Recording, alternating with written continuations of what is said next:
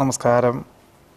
ചതയം നക്ഷത്രത്തിൽ ജനിച്ചവർക്ക് ഈ ഡിസംബർ മാസത്തിൽ ഔദ്യോഗികമായിട്ടുള്ള മേഖലകളിൽ ചില ചുമതലകളൊക്കെ വർദ്ധിക്കുമെങ്കിലും ചിലതെല്ലാം കൂടുതലായിട്ട് മേലധികാരിയുടെ നിർദ്ദേശപ്രകാരം അർദ്ധമനസ്സോടുകൂടി ഏറ്റെടുക്കേണ്ടതായ സാഹചര്യങ്ങളൊക്കെ ഉണ്ടായിത്തീരുമെങ്കിലും പ്രവൃത്തി പരിചയം നേടുക എന്ന ഒരു ആശയവും ആത്മാർത്ഥമായി പ്രവർത്തിക്കുക എന്ന ഒരു ആശയവും സ്വന്തം ആശയങ്ങളെല്ലാം വേണ്ട വിധത്തിൽ പ്രാബല്യത്തിൽ വരുത്തുക എന്ന ഒരു ലക്ഷ്യബോധവും നിറവേറ്റുവാനുള്ള സാധ്യതകളെ സൂചിപ്പിക്കുന്നുണ്ട്.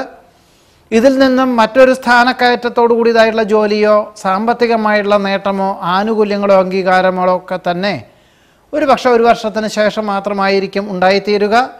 എന്നിരുന്നാൽ പോലും കുടുംബാംഗങ്ങൾക്ക് തൃപ്തികരമല്ലാത്ത രീതിയിലാണെങ്കിൽ പോലും ഈ ഒരു അവസരം വന്നു ചേരുന്നത് വളരെ നിർണായകമായിട്ടുള്ള തീരുമാനങ്ങൾക്ക് നിർണായകമായിട്ടുള്ള വഴിത്തിരിവിനും ജീവിതത്തിന് വഴിത്തിരിവിന് വഴിയൊരുക്കുവാനുള്ള സാധ്യത കൂടി സൂചിപ്പിക്കുന്നതുമാണ്. വ്യാപാരത്തിൽ പുരോഗതി ഉണ്ടാകും. വ്യാവസായികമായിട്ടുള്ള മേഖലകളിൽ അനുകൂലമായ വിജയം കൈവരിക്കും. ഉൽപ്പന്നങ്ങളുടെ ഗുണനിലവാരം വർദ്ധിപ്പിക്കുവാൻ നവീകരിക്കുവാനുള്ള സാധ്യത കാണുന്നു. പൂർവികമായിട്ടുള്ള സ്വത്തിൽ ഗൃഹനിർമ്മാണ പ്രവർത്തനങ്ങൾ തുടങ്ങി വയ്ക്കുവാൻ സാധ്യതയുണ്ട്. സന്ധി സംഭാഷണത്തിൽ വിജയം കൈവരിക്കും. കലാകായിക മത്സരങ്ങളിൽ അനുകൂലമായ വിജയം കൈവരിക്കുന്നത് വഴി സൽകീർത്തി, സജ്ജനപ്രീതി, പ്രതാപം, ഐശ്വര്യം എന്നിവയ്ക്ക് യോഗം കാണുന്നുണ്ട്.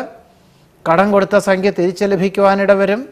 വിദ്യാർത്ഥികൾക്കും ഗവേഷകർക്കും ശാസ്ത്രജ്ഞർക്കും അനുകൂലമായ വിജയം കൈവരിക്കും.